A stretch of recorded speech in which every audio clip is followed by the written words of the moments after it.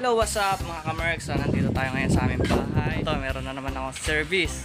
So, kung makikita nyo, ito yung customer natin ngayon, si Sir Antonio. Shoutout tayo sa mga Smash 115. Shoutout sa mga nagawa ko smash niyan sa Tarlac. One time, sana mag-rides na tayo. Kita nyo, kita ba? So yan, pumapalo na siya ng 13.5. So possible pangalawang tune up niya pa lang to. Tapos yung carb niya wala pang linis talaga since nakuha niya tong pinaka-motor niya. Don't forget to hit like and subscribe sa aking YouTube channel at Densmerks. Stay tuned mga kamerks.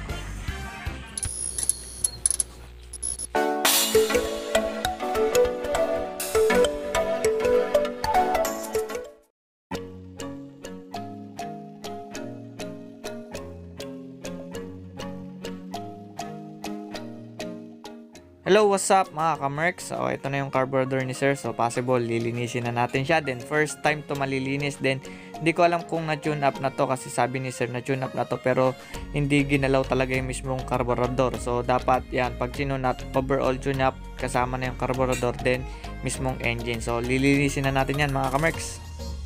Isang shoutout para kay Sir at salute dahil bago niya dalhin talaga yung motor sa akin, nakita ko na malinis tsaka bagong car wash talaga yan. Then ayan na lang yung lilinisin ko, yung pinakaloob na hindi na aabot na mga nagka-car wash ng motor.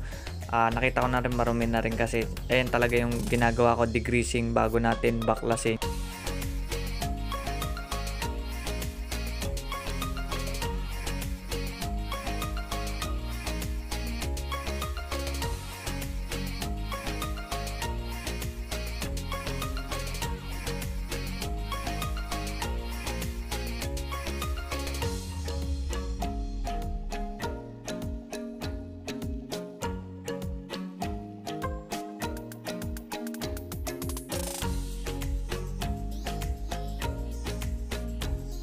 Another tips na naman tayo mga kamerks. Sa paglilinis ng carburetor, mahalaga yung unahin muna natin yung labas para ma-degrease siya at pagka nagbukas na kayo ng mismong main sa loob ng diaphragm, hindi na siya papasok yung mga dumi. Kasi mahalaga yan kasi pagka marumi talaga yung carburetor nyo, yan yung nagiging cause ng sinisinok, namumutok at nagba-backfire. So possible yan din mga dahilan yan. Dapat lagi natin talaga nililinis din yung carburetor natin kasi nandyan yung response at yan yung pinakapuso ng motor, nandyan yung mixture ng gasolina at ng hangin. Another tips na naman tayo mga kamerks. So sa pagkabit ng chamber, makikita nyo yan yung hiniwalay ko na yan, may siya, rubber seal siya. So make sure lang wag kayong gagamit ng 3-band na gasket kasi yun yung nare-retain. So sobrang hirap niyan pagka pangalawang backlash nyo yan. Ang gamitin nyo yung silicone or Sparco kasi mabilis siyang tanggalin, mabilis linisin. Hindi mo na siya kailangan kutkutin tulad ng Sparco. So yan lang, make sure lang mga kamerks na lapat na lapat yung pinaka rubber seal nyo. At kung may tagas man mga kamerks, bili na lang kayo ng repair kit. Kasama sa repair kit yan, pwede nyo rin palitan lahat ng jettings para bago na siya.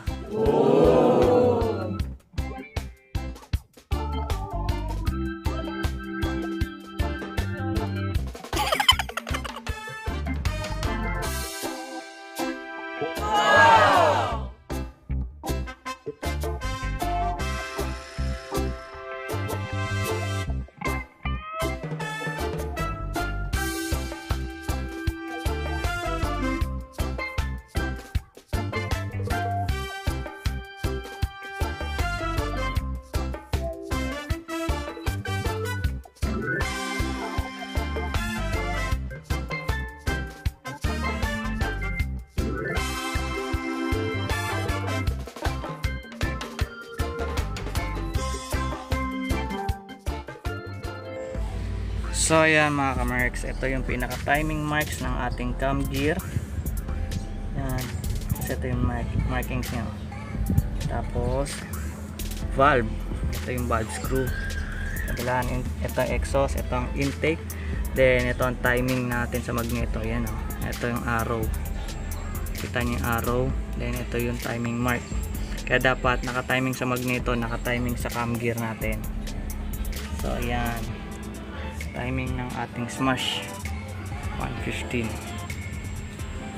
Dito naman tayo sa intake valve screw natin mag-adjust mga kamerks. Ang standard ko dito is 0.04 mm sa ating intake.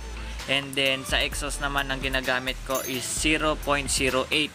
Ang yan ang pinaka-standard, pero minsan pag lumalagitik pa siya, ginagamit ko 0.06.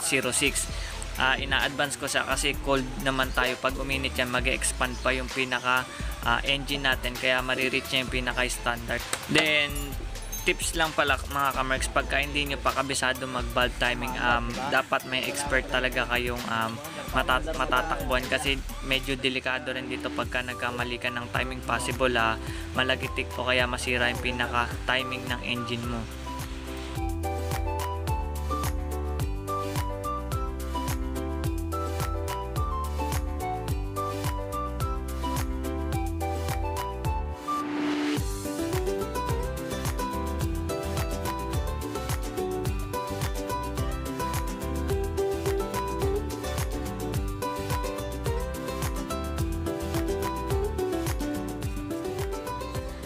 Then ayan mga kamerks, tips na naman mga kamerks sa paglilinis ng engine mga kamerks. Ito rin yung mahalaga sa ating makina dahil nandito lahat ng kuryente, nandito yung flow.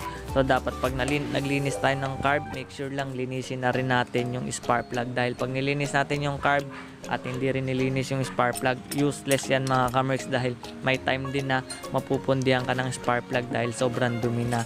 Kaya make sure yan, number 1 yan mga kamerks, always check your spark plug.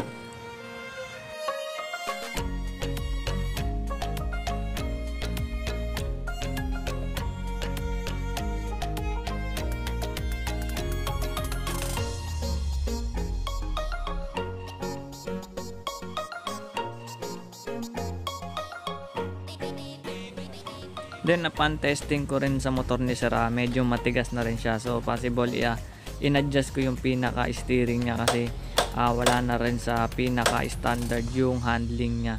Kaya dapat ina-adjust talaga yan mga kamerks para naman lumambot at mabalik natin sa normal yung pinaka steering handling niya.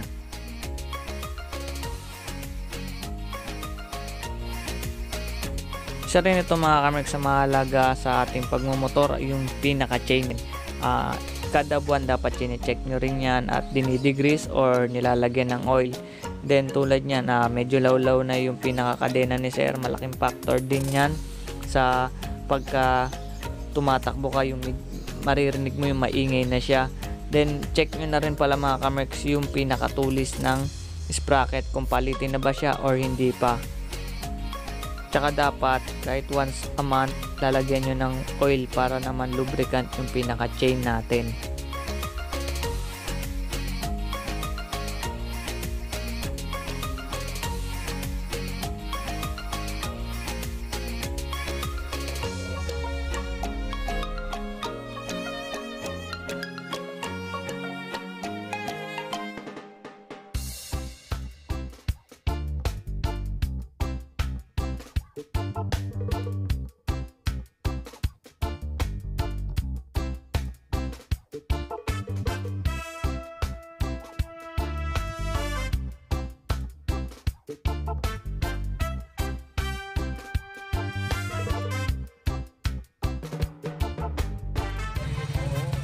Wag nyong gagayahin to mga kamerks, dahil professional lang talaga yung gumagawa nito, dahil madami nang naputulan ng daliri dyan. So sobrang ingat lang talaga tayo pagka gagawin nyo yung ganong posisyon ng paglilinis. Kaya mamang mo na yung magdadahan-dahan